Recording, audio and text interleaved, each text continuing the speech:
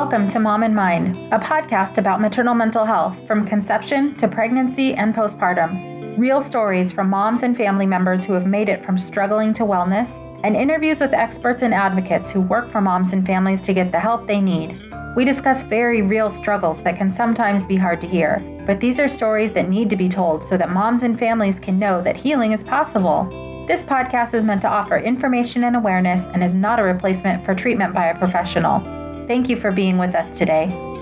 Welcome back to Mom and Mind. I'm your host, Dr. Kat. I'm super excited to share the second interview in our series with Parijat Deshpande. And today we are discussing bed rest and what that is, how it impacts mental health, and how to cope, and some other really good information that I think everyone should know about. Parijat is the leading perinatal wellness expert who specializes in working with women during a high-risk pregnancy. She educates and guides women on how to manage their stress and anxiety so they can have healthier pregnancies, decrease the risk of preterm birth, and give their baby a really healthy start to life. Thanks so much for coming back to be with us. Thanks so much for having me. I'm excited to be here again. And I want to remind all the listeners that we've already done one episode together on high-risk pregnancy. And I'd like to refer you guys to listen back to that episode to hear all of the stuff that happens and can happen during high-risk pregnancy and the things that moms and providers can be aware of if going into that type of a situation. And part of our discussion there, a little piece of it, was that bed rest happens during a high-risk pregnancy. And it seems like a really important topic to get a little deeper into and understand what that is and what it looks like. So maybe we can just start there, if we can, with some basics. Like, what is bed rest? Are there different kinds? What does it look like? Yeah, sure. So there are 4 different types of bed rest typically. And bed rest really just means activity restriction or limitation. And it goes across a continuum, and there's typically 4 different types. So the first is what I call take it easy bed rest, which is your doctor has told you to maybe sit with your feet up or to lie down for a couple hours at the end of the day, or for every so many hours that you're up on your feet, they want you to rest for an hour. So this is a really low-key, basic type of bed rest. It's kind of, but let's just take things easy for a little while. Some doctors might ask you to shorten your workday in the 3rd trimester or just generally restrict your activities towards the end of your pregnancy, like standing too long or maybe even working or anything like that. The second type is called modified bed rest, or you might hear it called couch potato rest. You really just want to be a couch potato. So you're really just taking it easy, but it's one level up. So you typically don't work on this type of bed rest, or if you have a job where you can do it purely on your computer, that you can just relax and recline at home and do it, then you might be allowed to work. You're really usually not driving or doing any kind of household chores. You can, play around on your computer, you can watch movies, you can have people over. A lot of moms are allowed to get up and make themselves a quick lunch or take a really quick shower, but you're really not allowed to do exercise, no walking on stairs or going on long walks. You might be able to sneak away once a week or so for a couple of hours, maybe for movie night or dinner out or something. Some moms are allowed to do that. So that's the modified or couch potato rest. Okay. The third is strict bed rest. And that's when your doctor is basically telling you to lie down or be reclined most of the day, most days, except for some really quick bathroom breaks. You might be allowed to take a really quick shower, but you're really not allowed to go up and down stairs. So strict bed rest often have to find a new place to sleep. Sometimes they just make their sofa their new bed or guest bedroom downstairs or something, so you're not going up and down throughout the day. And then the 4th is the most strict type of bed rest, which is hospital bed rest. And that's usually if you need constant monitoring or IV meds for any reason. Depending on the reason for being on hospital bed rest, you might be able to stand up and take a shower or use the restroom or maybe even go outside and get some fresh air if somebody wheels you out or something. But for some women, even that's not allowed. Some women might be placed on what's called Trendelenburg, which in that position, which is basically having your feet about 15 to 30 degrees above your head. And that's to help gravity keep the baby in. And so some women are allowed to go to the bathroom. Some women are needing to use a bedpan or they've got a catheter in or something like that. Wow. So it could be relatively mild and then going all the way to very, very strict, really not being able to hardly move. Exactly. Or stand. Okay, that's quite a range. It is. And I actually went through this entire range from end to end. So, I definitely feel for each of the moms on different levels of it. Each level has its own difficulties and its own normalcy to get used to, and challenges and struggles, which can be hard. Okay, wow. So that kind of in my mind, is opening up a whole new world of like what is going on for mental health and, how to keep moms okay during that time. But before we get to that point, a little bit more into the mental health aspects, is what kinds of things, if you can give an overview, what kinds of things would lead to some of these different levels of bed rest? Yeah, that's a great question. So there's a lot of different factors that can make your doctor suggest bed rest to you. Now, I will put a little caveat here that there's research that came out, I believe in 2015, that said that bed rest is no longer helpful and that it's not actually going to prevent anything anyway. And so a lot of doctors started prescribing that type of mentality. And so not everybody is prescribing bed rest anymore. So if with a caveat said, if you feel like bed rest is going to be helpful for you, it's important to get a second opinion if your doctor's saying, no, it's not going to matter. So I'll put that out there. I know we're talking about kind of the advocate piece a little bit later, so we can get into that there. But I just wanted to mention it here, that if your doctor is saying no bed rest, it's probably because there's recent research that's coming out saying, well, it's maybe not that helpful. A majority of the doctors still do rely on bed rest. They still do prescribe it to patients. And there's a lot of different reasons why that can happen.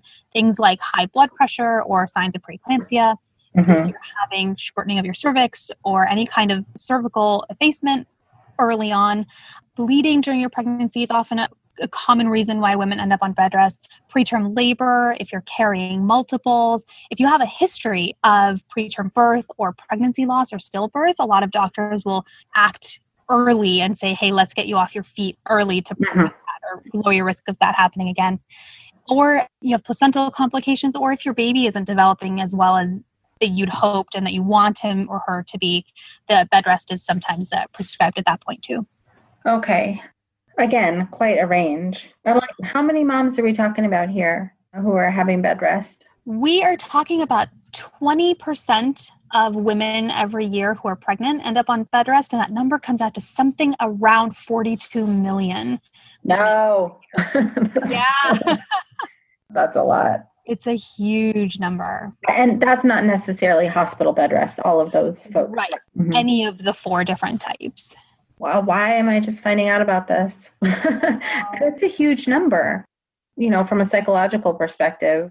In my mind, I go straight to okay, that's an increased level of stress almost automatically. Yeah, absolutely. And so therefore, those moms, and we talked about this a little bit in the high-risk pregnancy episode, this type of stress impacts mom and impacts baby, depending on how high the stress is and if it's a severe anxiety or depression.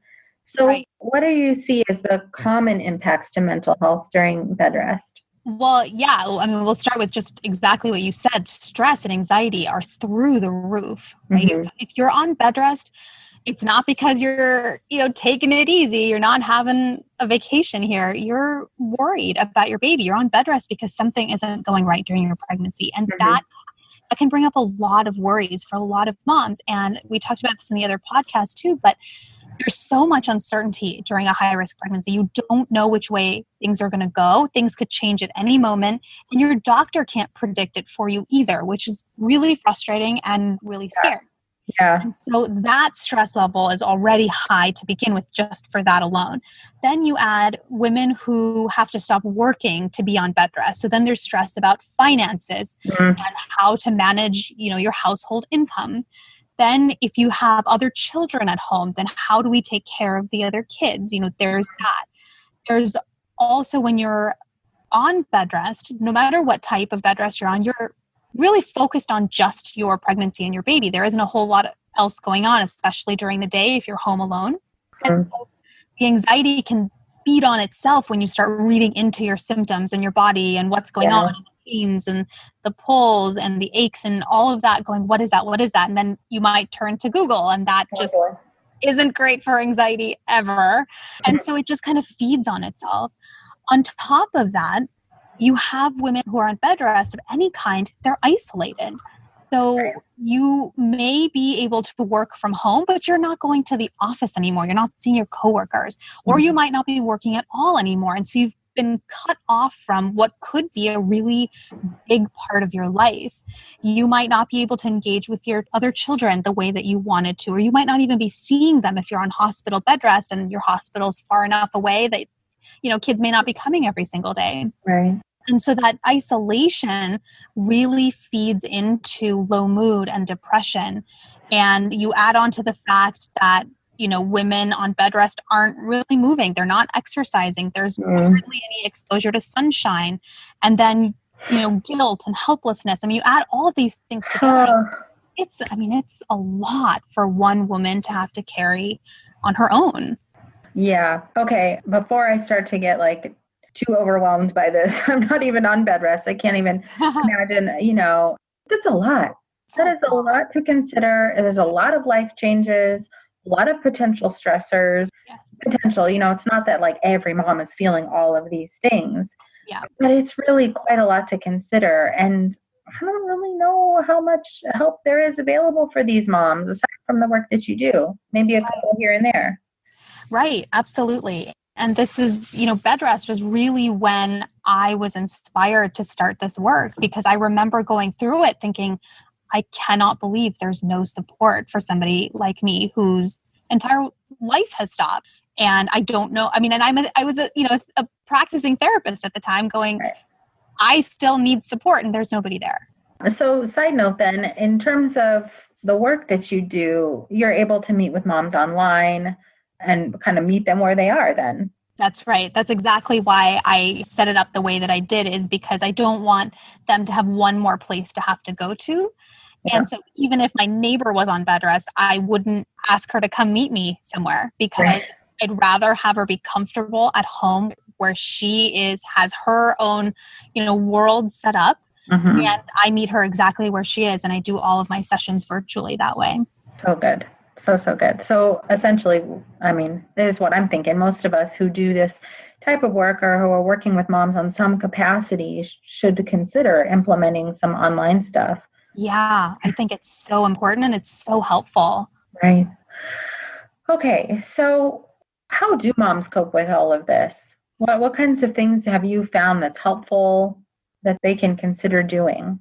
Well, the first thing that I tell all moms who land on bed rest is the first 2 weeks are going to be the hardest. So expect them to be some of the most difficult 2 weeks of your life, because it's a really big adjustment. And now hopefully you'll only be on bed rest for 2 weeks and then everything goes back to being great, and that would be wonderful. But if that's not the case and you're looking toward a long stint on bed rest, be patient with yourself. Mm-hmm. Give yourself time to adjust, because this is so new. This is so different than what you're used to. It's not going to click and be easy right away. And then the other thing that once you do that, the other thing I like to tell moms is you are not as helpless as you feel. There's so much that you can still do to protect your baby, and that you should be doing to protect your baby. Things like managing your stress and being really honest with yourself about how lonely you are and reaching out for support are so, so important. And I'll say here that for a lot of moms on bed rest, you start out great reaching out for support. A lot of moms understand that social support is important, having people around is important, and a lot of loved ones are really good about visiting. And then, especially if you're on bed rest for a long time, that does taper off from both ends. Mm-hmm. And so if you notice that you are falling into that bubble and you're not reaching out as much, make it an effort every single day to at least text a loved one, to call them, set up a FaceTime date, or invite them over for a girls' night if you can, but make it a part of your everyday routine to keep reaching out. And I know that for a lot of moms, that circle becomes really small because a lot of people, say things inadvertently that aren't very helpful, or they know that they don't understand. And that's okay. And that's a whole other piece that we can deal with. But then find those 2 or 3 people that are right there with you, who are going to be there with you the whole time, and then stay in touch with them and create that trusted, safe circle for yourself, because you need that. Your baby needs that. And then kind of related to that is set up a daily schedule. So act like you're still going to work every day. You wake up at the same time, you eat breakfast at the same time, all your meals, you take a nap at the same time. When do you call people? When are you going to watch a movie? Whatever it is that you're doing, have that schedule, because that predictability can really be helpful in keeping you on track and keeping you kind of focused on the day, instead of feeling like you're just floating in this ocean and nothing matters and day and night kind of get blurred together, because why does it matter? Because I'm just sitting at home all day in my PJs, right? Oh, yeah. So that's really important. Another thing I really like to tell moms, and I personally can vouch for this because I did everything I teach my moms, I personally tried myself, but this one especially really hit home, which is to do something with your hands. So I am the most uncoordinated person when it comes to that type of stuff, but I taught myself to crochet. And I made a blanket that's actually in the shape of a trapezoid because I couldn't get it into the right. That's why we brought our son home. And because I was awesome. But doing that, there are only so many movies you can watch and only so many books you can read. And at some point, you're just pulling your hair out going, what else can I do? There's a sense of pride and there's a sense of accomplishment that comes with seeing something physical that you have done or you have made. Right. That you spend your time on. So whether that's crocheting or knitting or coloring or sculpting or whatever that is for you, find something that it's going to keep your hands busy. You'll see it'll really boost up your mood quite a bit. This is fantastic. I mean, these are really, really great coping skills, I think, for everybody, but specifically for moms on bed rest. I mean, it's so tailored to really understanding that while they are limited in mobility, there's still a world open to them and that they don't necessarily have to succumb to that feeling of helplessness. Right. Absolutely. So, I mean, along the lines of that, what are the factors that keep moms mentally well during this time? That is such a good question. I'm so glad you asked that, because I think that is such an important piece toward maintaining your overall wellness and strong mental health and physical health during a complicated pregnancy. I like to tell moms and remind them that bed rest is a marathon, not a sprint. And so you can't be in your 16th week, your 20th week, even your 28th or 30th week looking at week 40, because it's so far away. It's just going to overwhelm you. What you want to do is stay really present, and you want to do everything that you can to get to the next day. And we're just doing one day at a time, one day at a time, one day at a time. And so if, say, you were running a marathon, what would you be telling yourself while you're at, mile 9 and then mile 15 and it's still so far away? What kind of things are you saying to yourself? Things like, I can do this. I'm doing this for my baby. You're doing great. Lots of positive affirmations, whatever that sounds like to you. All of those things, reminding yourself at what you're doing well, not focusing on how your body is failing you. And I get that. I totally understand that sentiment. Reminding yourself of all the things that you're doing every single day to protect your baby. And I promise you, there are tons of them that you're doing that you're just forgetting to recognize. Reminding yourself of that is really important, and giving yourself the energy to go on one more day, one more day, one more day. Oh, that's good stuff. That's great. All right. I can imagine if you're already in that kind of hopeless feeling, that feeling like your body is also failing you. Oh, man. Wow. So I really like that refocus on what you are doing well. And at that point, right, you're fighting every day to keep yourself and your baby healthy. And that's amazing. Exactly. So if a mom is on maybe like the more restricted bed rest, even let's say in the hospital, how can they be advocating for themselves with their providers or with their families or whoever they need Absolutely. So there's one thing that I really like to hit home with my moms, which is to learn your body signals. Your body is always communicating with you, and it's always telling you what it needs. So if you've got a family member that just won't leave and you don't know how to tell them no, and you feel bad, and then you have them stay, and then you have contractions later and you realize, oh gosh, I overdid it, right? That happens a lot to my moms. Yeah. Or you're sitting on bed rest and you're feeling something and you don't know what it is, but you don't know if you should call your doctor. You've already called 16 times. Should you still do it? And then moms turn to Facebook or they call their friends going, should I call my doctor? That all goes away when you listen to your body. So you just get quiet, calm that anxiety, and get really in tune with what your body is telling you. You don't have to know what it means. That's your doctor's job to interpret it. But if you listen to what your body is saying, then you're going to know exactly what you need to do, which is, hey, I've had visitors 3 times this week. I can't take more. So I'm going to say no to my family members who really desperately wanted to come visit this weekend, for example. Right. Or I'm going to know exactly when to call the doctor because something does not feel right and I know I'm right about it. And that confidence is going to help you continue to advocate for your baby by asking questions, getting answers, and getting all of your questions answered in a way where you feel confident about the medical care that you are receiving.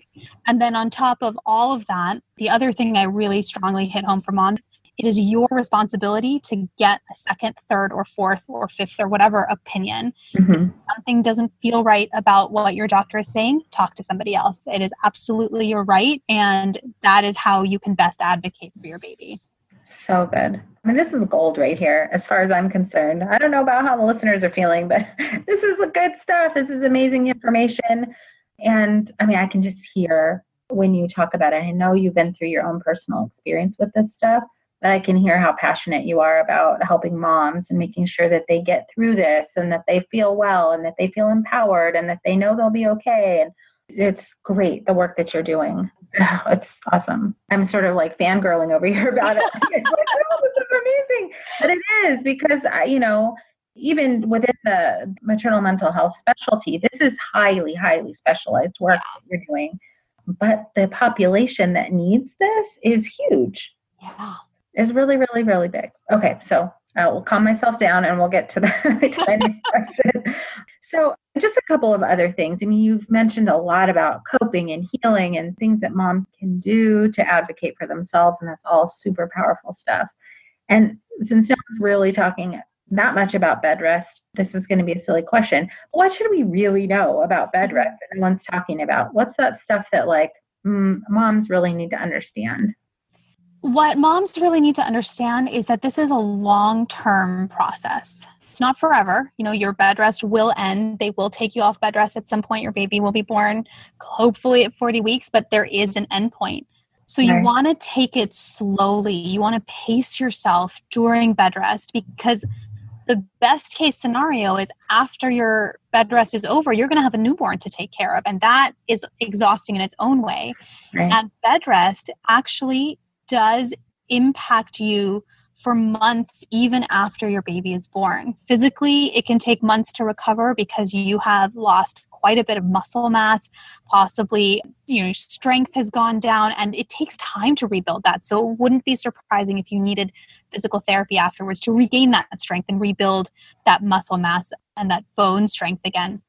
So good nutrition, slowly building up to your exercise level is key. And again, listening to your body and going slow postpartum is really important to getting back to your healthy self. And the other piece is that emotionally it can take many months to recover. And you'll have things like triggers and reminders and just kind of the possible depression or low mood that you had during pregnancy could carry over afterwards, which is why it's so important that you take care of yourself during pregnancy. Do all these things to help yourself cope as best as possible on bed rest so that you have less to take care of after the baby's born, other than just so you can focus on, this little miracle that you've grown and that you fought for and who's now home with you. That's so a key. Being off of bed rest isn't the end of the impacts of bed rest. That's super important. And I really love that perspective because, I think even in medical community, mental health, whatever, we sort of segment stuff like pregnancy is pregnancy and then postpartum is postpartum. But really this is one spectrum of experience. And I really love that perspective that this is for after the birth also, or whatever it is that you're going to have to be dealing with down the line. It's really important information. Awesome. Okay. Thank you so much. We covered a lot of ground here on bed rest, and I'm really thankful for this kind of deep look into what bed rest is and how it can impact the mental health of moms. and really so much good information on how to help cope. I mean, I hope the messages that are coming across is that if this is happening for you, there is a way through. You don't have to feel hopeless and helpless. And also that if, you need additional support, you can find it. All right, Parijat. So I would like to have you back for another episode. Next time we can talk about how to talk to providers and understanding those kind of interactions that moms who are having a high-risk pregnancy or bed rest can be advocating for themselves specifically with their providers. Fantastic. Yeah, I look forward to it. Awesome. So for you guys who are listening, again, please check out the episode before on high-risk pregnancy. And you can find Parijat on Facebook, Twitter, Instagram, and LinkedIn. And I'll have these notes for you guys available in the show notes for the podcast, so you can find all of her links there. All right. Thank you so much. Thanks so much.